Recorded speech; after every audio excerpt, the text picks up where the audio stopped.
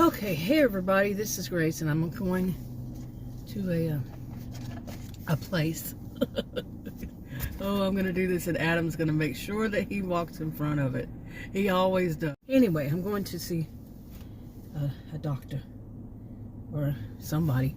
They wouldn't tell me who it's going to be because they're protecting their healthcare providers by not telling, is it going to be the male or the female or PA or a, apparently they got to protect them. They're not protecting. My thought was, well, what about protecting the patient?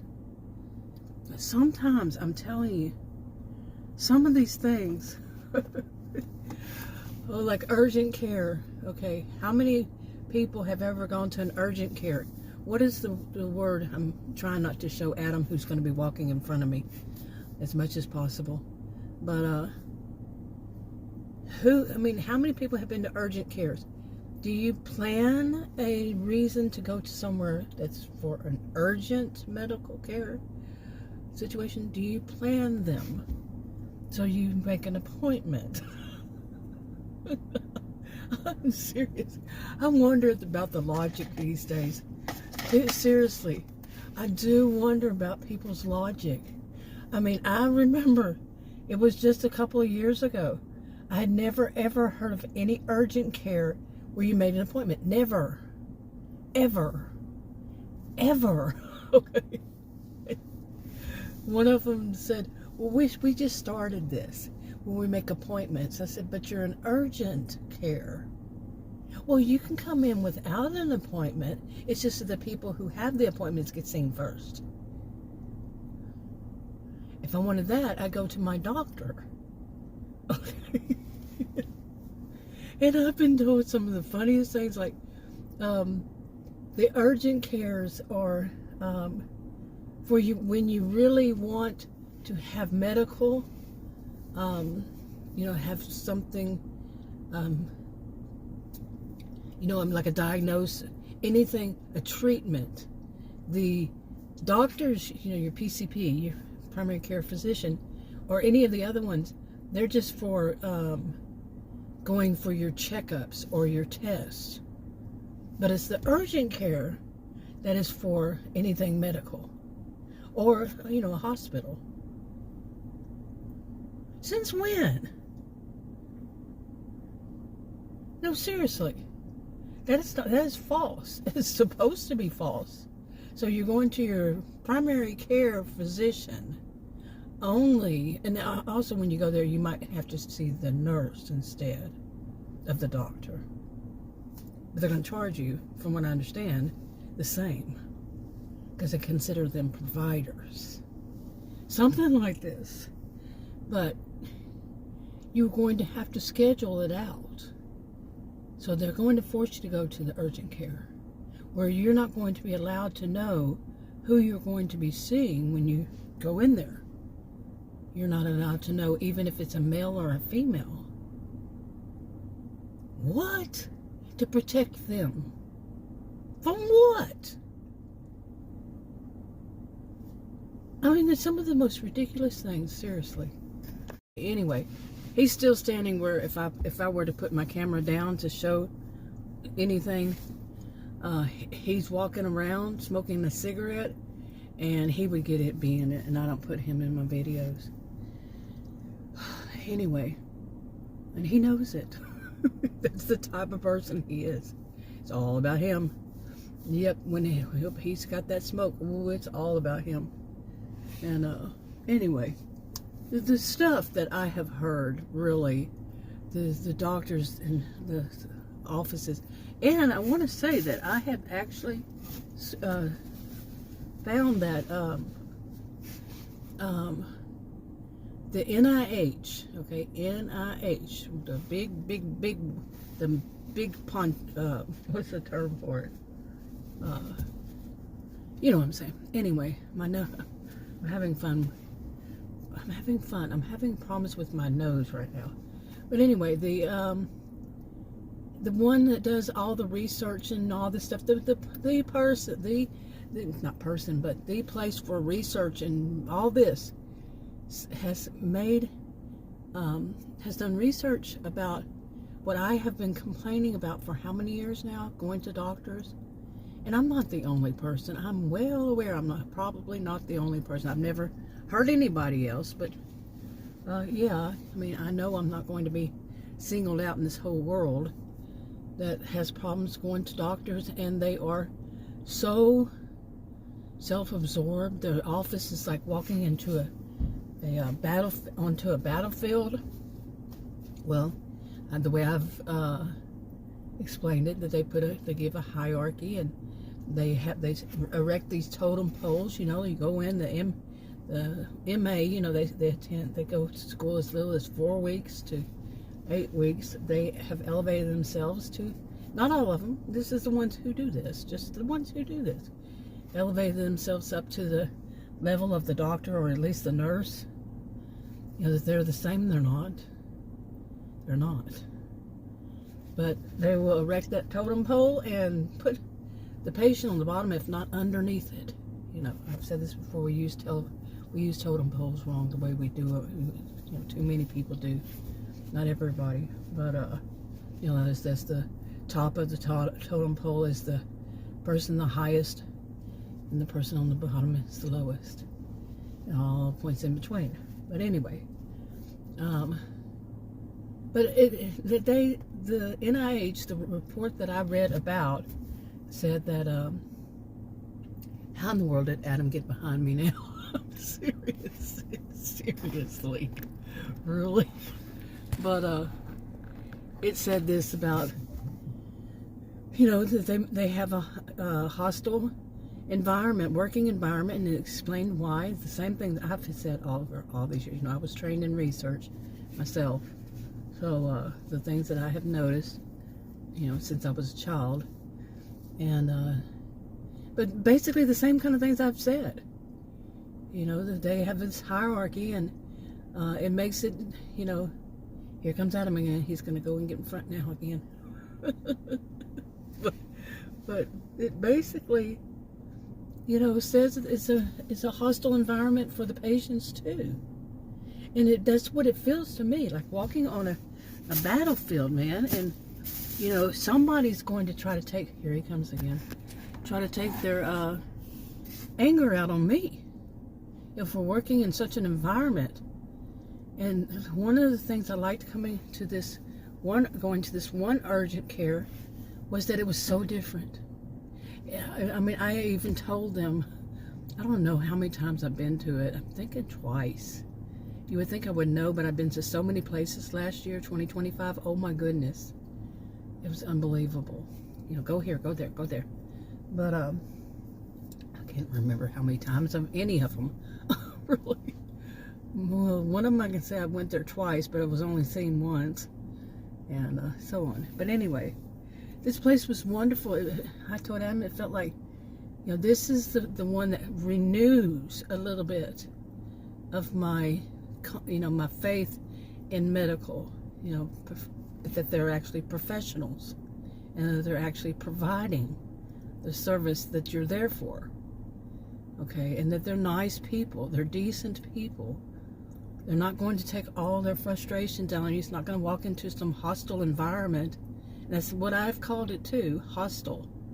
Very. You know, like I said, a battlefield. I'm saying that today, making this video, calling it that. But it's just so hostile. And anyway, when I called to make an appointment, the woman who answered, took away from that faith. I'm telling you.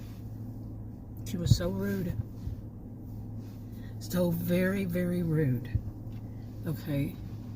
And if it wasn't that I had urgent care need, get it? Urgent care. And I had to make an appointment. And, but it was urgent care. It wasn't something you make an appointment for, but okay. Yeah. I mean, it's not my first rodeo. I'm not new to this planet. And, just rude, and so I couldn't sleep last night. I mean, there's much more to this story that I would felt traumatized again. I'm serious. I've been traumatized by stuff that happened in medical. I have been traumatized. I'm not making light of that at all. And just speaking to her, seriously, I felt traumatized again. And her attitude, like they gotta protect, and the providers too. It was like we have to protect the providers too. What the crap? You go to your doctor, you make an appointment to your doctor. They're gonna say, we'll see who you see when you get here. We're not gonna tell you because we're gonna protect them. You go to an urgent care, they can't even tell you if it's male or female that you're going to see. I asked Adam, I said, is there anything that men go to healthcare for and they don't want to be seen by a female? He said, yeah. He said, yes, there is. Okay, there's things that females don't want to see a male for. Okay? And we're not being sexist. It just is what it is. You know what I mean? But they're going to make a big issue. You want to know who you're going to see? Well, yeah. If I'm going to see a healthcare, I want to know, is it a PA? Is it a doctor? And now Adam's staring at me. I'm telling you, he stopped in front of me and he's staring at me. Oh my goodness, this man is driving me nuts today. I'm glad I have a good attitude. I can laugh stuff off. Seriously, because like I said, I couldn't sleep last night, and I woke up when I finally did sleep. It was in the morning after 7:30 or 8:30, and I woke up at 10:30. And I was going to go right back to bed because my appointment is this afternoon. I was going to go right back to bed and try to sleep. Nope. Once again, can't sleep because feeling this anxiety. When you ask specifically who it's going to be, is it somebody you've seen before? Oh no, we're going to protect myself. And I told the woman, I said, well, it's weird that you're saying that because anytime I've been there before, they told me, well, we're not supposed to. So I said it again because she got smart aleck with me. She kept being smart aleck. And I was told before that I called because there was this other thing that I have to do. And it's about respiratory. And I'm getting mixed signals, but mixed answers. Like, okay, I went to the hospital and they decided. One woman told me that it could have been what I was there for. I went there because I had a nosebleed. And they told me to go to this one particular one if I had anything. Other people were saying, don't go to that one, hospital, if you have that. It's back and forth. And then it included, while I was there, one said, well, it might not have been a congestive heart failure. It may have just been, I had shortness of breath, just my lungs. I used to have pneumonia. It could have been pneumonia. Okay. And they just gave me a breathing treatment. And I was, oh, wow, this is great. Seriously. And so then I got a letter, not a letter, but something in the email saying to utilize urgent care. Well, I had done that before, the time before. And the urgent care said, we're not going to see you here. You need to, we're not trying to be mean, but you need to go directly to the hospital. You see what I'm saying? You get all these. And then after that, and I told this woman, she called, she said, no, you go directly to the hospital. And so then I called this place over here and asked them, do they do that kind of breathing treatment? She said, yeah. So, and the woman that had called me on the phone as a follow-up kind of thing, from when I was in the hospital, she had told me not to go to them, that they don't do that. I'm like, okay, y'all need to make up your minds. Okay, urgent care. If suddenly I have a problem breathing, it's going to be an ER. Some are saying, oh no, their own company, the insurance company and all this is telling me go to the urgent care. The urgent care is telling me to go to the hospital. And then this other woman's telling me to go to the hospital. But then the urgent care tells me that they actually do that there. They're not going to do it for me, but they do it for other people. Anyway, so some of it, it's too much. And that was my year last year, 2025. Today is January. Well, anyway, today's January. So, oh my goodness. I don't know. I'm serious. I'm sitting here just, and I really do hope that I go in there and it is not a mess. You know, I'm serious. This place was like such a breath of fresh air. Honestly, it was like, I like that place. That's why I'm not sure, because I know I needed to go more than once, but then one time I wound up going. I called and they said that they were their appointments were booked, and this is right after New Year's. And they told me the other day that the woman I called, I said, wanted to find out this, that, and the other about like that thing, and she said, but you need to make your appointment. She says, because our appointments are getting booked up like crazy fast. And I said, okay, but an urgent care. And the time before, when I went to the other place, and I was supposed to come here, but I had to go to the other place instead, that like I just said, was the same thing. Things are changing too quickly, and we're supposed to remember all this. What is it new now? What, every time you call someplace, they, well, what's something new now? What's going on? Or what are they calling something different? Now they're going to call it this, that, or the other, and they're not going to tell you what it is until you get in there, and they act like you're stupid because you don't know. Seriously. You're the MA that goes to school for 4 to 6 weeks, and this person's gone for over 20 years at university. Me. They went to some training school for 4 weeks plus, and they know more than I, and they call me stupid. Seriously. They don't use the word stupid, but they act like, well, you don't know that? Girl, don't even go there. And my answer is honest. Why would I know that? And then they stop and they shake their head, even some of them. Well, I guess it's true. Why would she know this? If they can think that far. I'm just talking about the ones that do, not all of them. Wow, so Adam finally decided to sit down. I'm serious. He's back in front of me, but he's sitting down. Yeah. He's older than I. But his thing is, and he's supposed to be quitting smoking finally. He's older than I, like I said. And he's not really. And I know what he wants to do. So as soon as I go inside, he's going to smoke one after another, after another, after another. I worry, and I told him, I said, don't make me worry about you when I'm in there. I've tried everything. I mean, I know the score. I definitely know that score. I took classes. I was also going to work on an LCDC, licensed chemical dependency counselor, to become one. And I got all the information, studied some of it, and I said, no, I don't know enough about chemical dependency, so. And the latest and all this stuff, it's not my world. It's not my kind of world.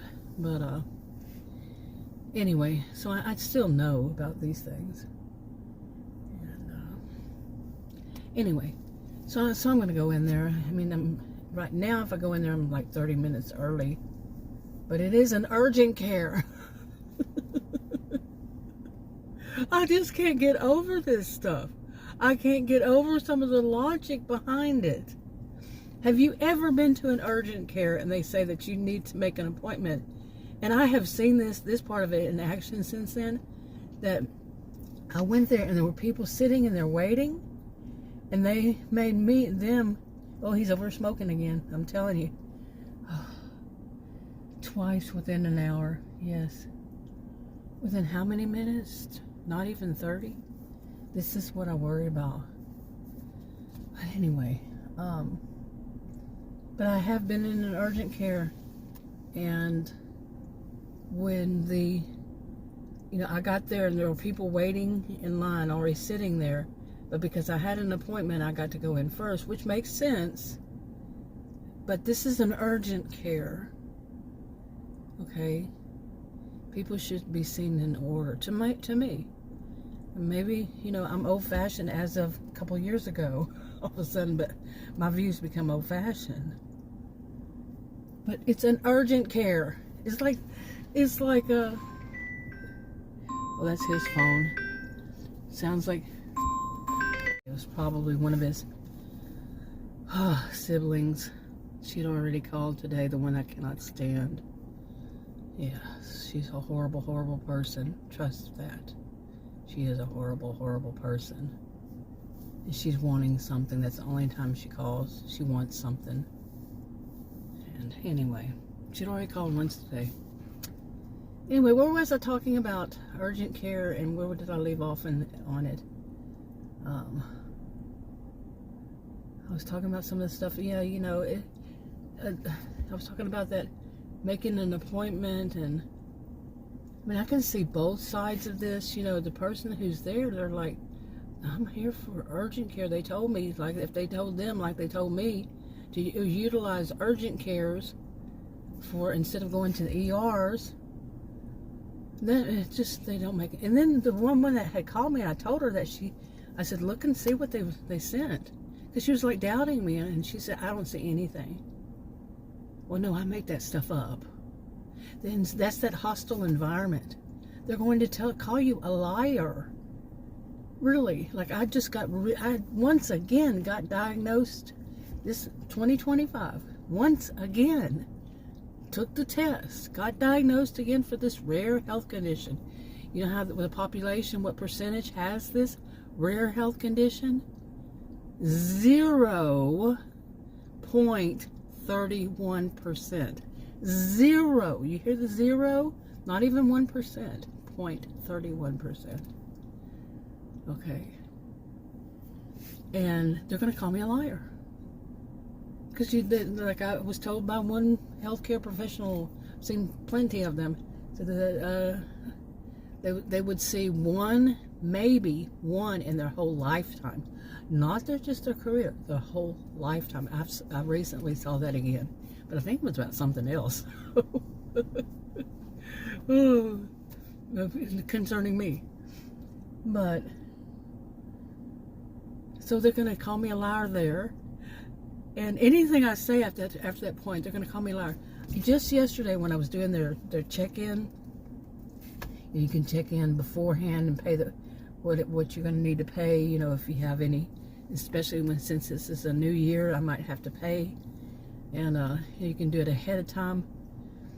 And on it, they wanted me to see what, you know, to say I had these conditions, you know, that I've had in the past, all of them, and to click one that to say removal of that one. Well, the removal of that one was somebody just misdiagnosing me again. So that's the second time I've been misdiagnosed recently by them. Second time. Okay. So the other one was in 2023. This one was 2025. So, second time misdiagnosed. And you know what it is out of? Ignorance. In my field, they call that ignorance. They don't play nice. It's ignorance. It's a stereotype. It's calling me a liar. But I'm not going to remove it because I want it to stay there. I want everybody who sees the diagnosed and then sees that note go, ooh. And from what I understand, they were both females. Ooh, shame, shame, shame. She could sue her. Anyway, here comes Adam. Okay, so that would talk about screwed up. Oh, yes. Wow. Okay, where do I begin? The things I asked about, two different people spoke to, they said they do there, they don't do there, and then it's such a mess up. Then the woman, the MA, you know, the ones that go to school like 4, 6 weeks, 8 weeks, something like this. She had an attitude with me, and I said what I was telling her was that the woman that misinformed me, and I said somebody needs to make a note of that, so that they, then I found out there was another one that had misinformed me. I said, somebody needs to make a note about this and inform them not to give misinformation, because I'm here for that test. So they need to know if they're going to do it or not, if they can or not. And then I don't know if she's a PA or what, she said, well, we can, and, it's one of those, we can, but we're not treating you for that. And then, just a mess. And then she orders, I say, my medication, and she said, you want to send it to the usual one? And I said, no, I'd rather you send it to the one near my home, the pharmacy near my home. I get all the way over here, and they say, oh, they sent it to Florida. This is Texas. They sent it to Florida. My prescription. Florida. I said that really slow. Florida. Why in the world are they sending it to Florida? Okay. So and the woman said, well, we can call you. We have to call them and get them to stop because they're trying to fill it right now in Florida, and we'll call you. And I said, no. I said, how long is this going to be? She said, well, I'm not sure. I said, I had this changed to here so I wouldn't have to go home and go from there, because the other one is in the other direction. All this, I'm here. I just left from there, and I'm here to pick it up. She said, well, you can go sit in front and wait. Like I told Adam. Yeah, and that was an actual heavy sigh. I've been doing that a lot lately. But I told Adam, I said, it's never going to be easy. There's always going to be something that happens. And while I was saying this, I got a text. I wonder what it says. Okay, so it's later. What a fiasco. Seriously. Seriously, a fiasco. I had a chance to sit there and we counted buses that went by, school buses, and it was 20, I think 25 or 26, somewhere in there. Yeah, and finally I just went back to the, drive-through to get the medicine, because they hadn't called or, sent one of those texts or anything. This will be the third time I went through, and it was there, and nobody said anything. The girl didn't even say thank you, which is pretty common these days. I had just been telling Adam about that earlier. They don't even say thank you.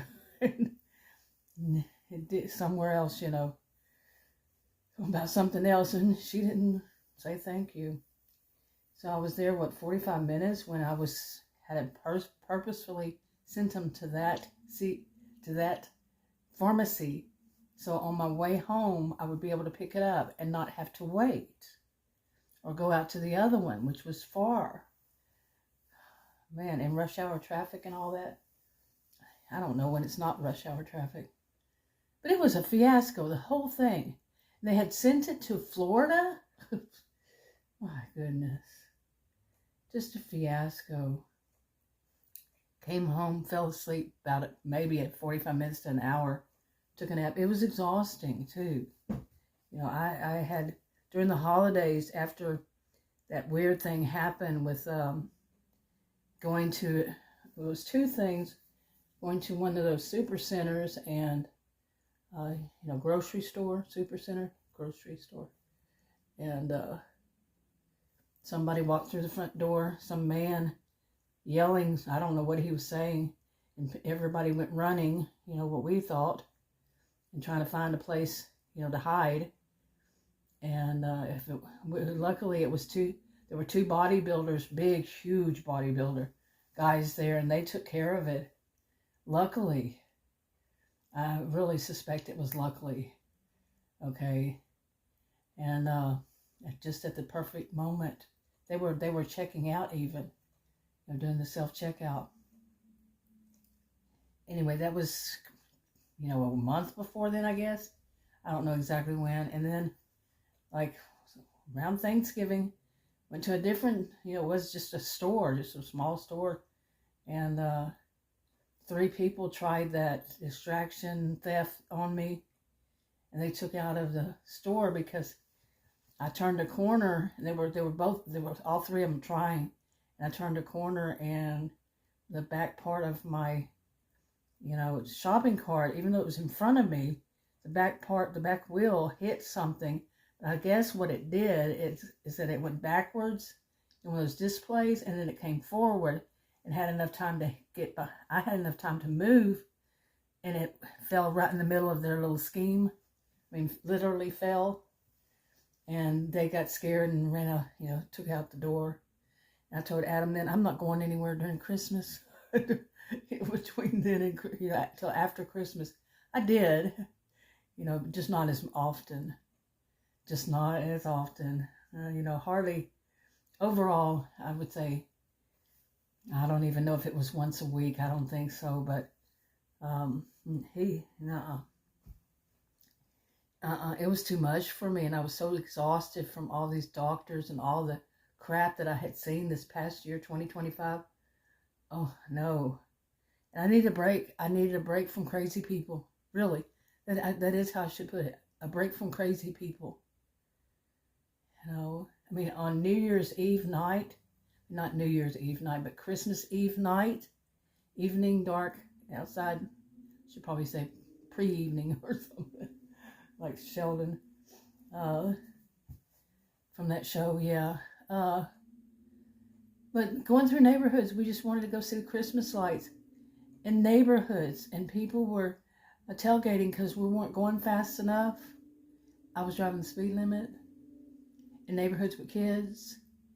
Christmas Eve, one guy apparently, I'm thinking they were drunk or something, pulled out and was racing down the road, and it was someone around my age, and was a woman around my age, and he was flying down the road, and he turned right in front of a car coming, an SUV coming the other direction. So close to hitting, them hitting him. Just crazy people, just been crazy people. Need a break. So today was the big one, going places and doing things, and how screwed up it was. People need to learn how to do their jobs. They need to stop making things so hostile, having such a hierarchy, gossip, at work, making, everybody miserable. And do your job. And do it right. Enough.